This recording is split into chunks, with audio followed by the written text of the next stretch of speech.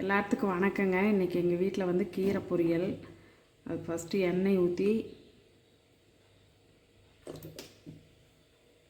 ஒரு 2 ஸ்பூன் எண்ணெய் ஊற்றிக்கோங்க. ஒரு 1/2 ஸ்பூன் கடுகு போட்டுக்கோங்க.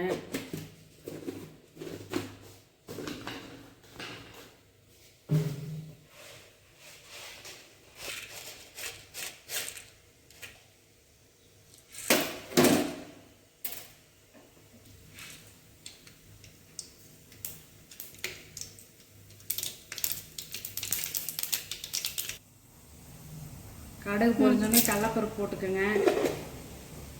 சின்ன வெங்காயம் வரமிளகாயும் கட் பண்ணி வச்சுருக்கிறேன், அதை போட்டுக்கலாம்.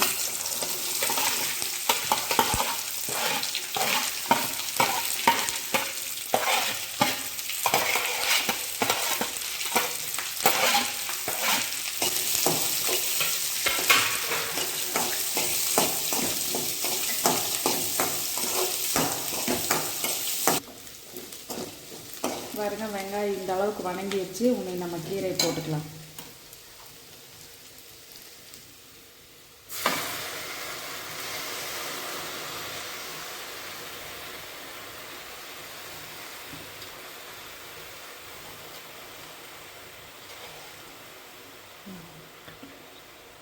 பாருங்க, கீரை இந்த அளவு வணங்கினதுக்கப்புறம் உப்பு போடணும். உப்பு ஃபஸ்ட்டே போட்டோம்னா எச்சா போயிடும்.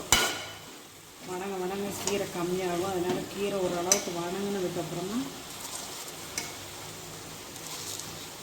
அளவான கல் உப்பு போட்டு வணக்கிக்கலாம்.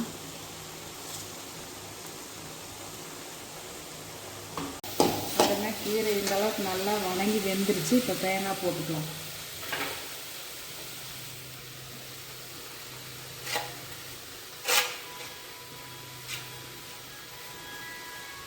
தேங்காய் போட்டு ரொம்ப நேரம் வணக்கணுங்கிறதுல ஒரு பரட்டு பரட்டி அடுப்பு ஆஃப் பண்ணிடலாம். சாப்பாட்டுக்கு பிசைஞ்சே சாப்பிட்டுக்கலாம். தயிர் சாப்பாடு கிடச்சிக்கலாம். நல்லாயிருக்கும். செஞ்சு பார்த்துட்டு எப்படி இருக்குன்னு சொல்லணும்.